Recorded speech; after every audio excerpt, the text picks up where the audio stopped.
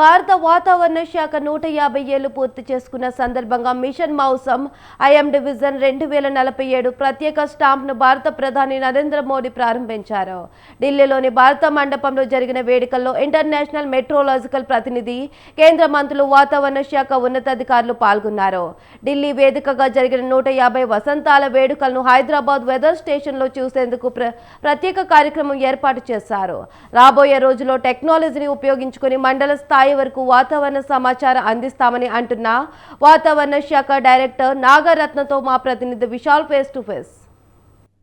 భారత వాతావరణ కేంద్రం ఏర్పడి 150 ఏళ్లు అవుతున్న సందర్భంగా ఈ 150 సంవత్సర వేడుకలని కేంద్ర ప్రభుత్వం ఎంతో ప్రత్యేక కార్యక్రమాలతోటి ఘనంగా నిర్వహిస్తోంది.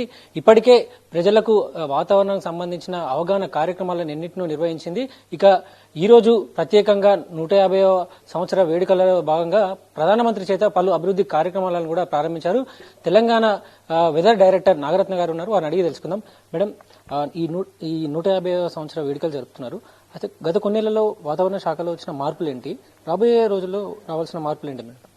150 సంవత్సరాల క్రితం చూసుకున్నట్లయితే బిఫోర్ 1875 ఒక చిన్న విండ్ వెయిన్ అది పెట్టి, అట్లాగే ఒక ప్రెషర్ అబ్జర్వేషన్ తోటి సైక్లోన్స్ అవి ఈస్ట్ కోస్ట్ ఆఫ్ ఇండియాలోని మానిటర్ చేయటం జరుగుతూ ఉండేది. అయితే అవి యాక్యురసీ అవి లేకపోవడం వల్ల అక్కడ ఎక్కువగా కూడా డిసాస్టర్స్ అవి జరుగుతూ ఉండేవి. సో అవి గమనించి 1975లోని కోల్కతాలోని ఒక అబ్జర్వేటరీ ఒకటి స్టార్ట్ చేయడం జరిగింది. ఫస్ట్ ఎస్టాబ్లిష్ చేశారు.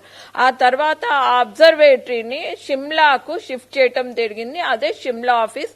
ఆ తర్వాత క్రమేపగా కూడా మరి ఈ పూనాలో కూడా డైరెక్టరేట్ ఆఫ్ అబ్జర్వేటరీస్ కోసం అని ఇంకొక ఆఫీస్ అది ఎస్టాబ్లిష్ చేయటం జరిగింది, షిఫ్ట్ చేయటం జరిగింది షిమ్లా ఆఫీస్ ని పూనాకి.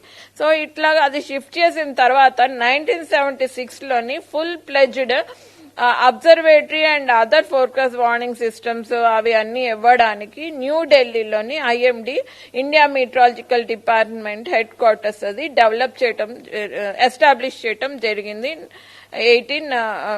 1976లోని. సో ఇట్లా చూసుకుంటే ఇట్లాంటి డెవలప్మెంట్స్ అవి వచ్చినప్పుడు ఒక అబ్జర్వేటరీతో మొదలుపెట్టి తర్వాత చెన్నై, తర్వాత షిమ్లాకి కొన్ని అబ్జర్వేటరీస్, తర్వాత డైరెక్టరేట్ ఆఫ్ అబ్జర్వేటరీస్ అబ్జర్వేటరీస్ అన్ని కలుపుకొని మానిటర్ చేయటం పూనాలోని.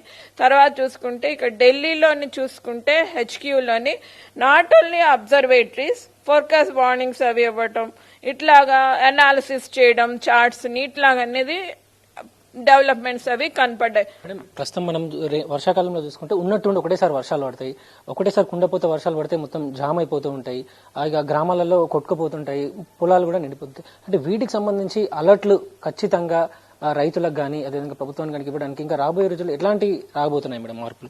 ఇట్లాంటివన్నీ కూడా వస్తే గనక ఇంకా technological improvements not only and meteorology side, ఇప్పుడు అగ్రికల్చర్ సైడ్ కూడా, ఇప్పుడు క్రీడా సైడ్, అట్లాగే ఇక్రిసైడ్ సైడ్ కూడా బాగా డెవలప్మెంట్స్ జరుగుతున్నాయి. సో కొలాబరేషన్స్ అవి పెట్టుకుని national level, international level collaborations పెట్టుకుని మెటీరియాలజీ పరంగా కూడా వాటితో కొలాబరేట్ చేసి వాళ్ళకి కస్టమైజ్డ్ ప్రోడక్ట్స్ అవి డెవలప్ చేయడం వల్ల మనకి యాక్యురసీ అది పెరిగి ఎక్కడైతే అబ్జర్వేషన్స్ కావాలో అవి కూడా ఎస్టాబ్లిష్ చేయడం వల్ల ఇట్లాంటివన్నీ కూడా విజయవంతంగా యాక్యురసీ ఇంప్రూవ్ చేయొచ్చు. ప్రజలకి ఇప్పుడు ఏ ప్లాట్ఫామ్ ద్వారా, అంటే సోషల్ మీడియా కానీ యాప్ల నుంచి కానీ ఎట్లా సమాచారం అందిస్తున్నారు? ఫైనల్ ప్రోడక్ట్స్ మనకి జియోస్పేషియల్ ఇంటర్ప్రిటేషన్ లోని GIS ప్రోడక్ట్స్ అవి ఉన్నాయి. మనకి స్టేట్ వారీగా అట్లాగే మండల్ వారీగా కూడా ఇన్ఫర్మేషన్ అది జారీ చేస్తున్నాము మ్యాప్స్ ద్వారా, అట్లాగే బులెటిన్స్ ద్వారా కూడా జారీ చేస్తున్నాం. ఇవన్నీ కూడా ట్విట్టర్, ఫేస్బుక్, అట్లాగే ఇంకా Instagram. Local language special importance ఏంటి అంటే వాయిస్ ఈజ్ ఇంపార్టెంట్. కొంతమంది ఫార్మర్స్ కి మనకి లోకల్ లాంగ్వేజ్ అనేది చాలా ఇంపార్టెంట్. సో లోకల్ లాంగ్వేజ్ ప్రాముఖ్యత తీసుకొని వాళ్ళకి ఇన్ఫర్మేషన్ అనేది జారీ చేయడం జరుగుతుంది. ఫైనల్ క్వశ్చన్ మేడం, అంటే ఇతర దేశాలతోటి మెట్రాలజికల్ సెంటర్లతో పోల్చుకున్నప్పుడు మన భారతదేశం సంబంధించిన వాతావరణం ఎంత ధీటుగా ఉంటుంది మేడం? మనకి భారతదేశంలో ఉన్న ప్రాజెక్ట్స్ అన్ని కూడా collaborative projects. It may be ECM European community models అవ్వచ్చు, లేకపోతే యూకే మెట్ ఆఫీస్ మోడల్ ప్రోడక్ట్స్ అవ్వచ్చు, లేకపోతే వేరే యుఎస్ఏ ప్రోడక్ట్స్, జాపనీస్ ప్రోడక్ట్స్, ఇట్లా అన్ని తీసుకుంటే ఇవన్నీ కూడా కొలాబరేటివ్ ప్రోడక్ట్స్. కానీ వాటిని మన ఓరోగ్రఫీ తీసుకొని మనకున్నటువంటి ఈ ఓషన్స్ తీసుకొని దాని ప్రకారంగా ఇవన్నీ కూడా స్టాండర్డైజ్ చేస్తూ ఉంటాం. రాబోయే రోజుల్లో మరింత వేగంగా ఖచ్చితమైన వాతావరణాన్ని ప్రజలకు అర్థమయ్యే భాషలోనే తాము ఈ వాతావరణ సమాచారాన్ని అందిస్తామని తెలంగాణ వెదర్ డైరెక్టర్ నాగరత్న అంటున్నారు. కెమెరామెన్ శ్రీనివాస్తో విశాల్, స్వతంత్ర న్యూస్.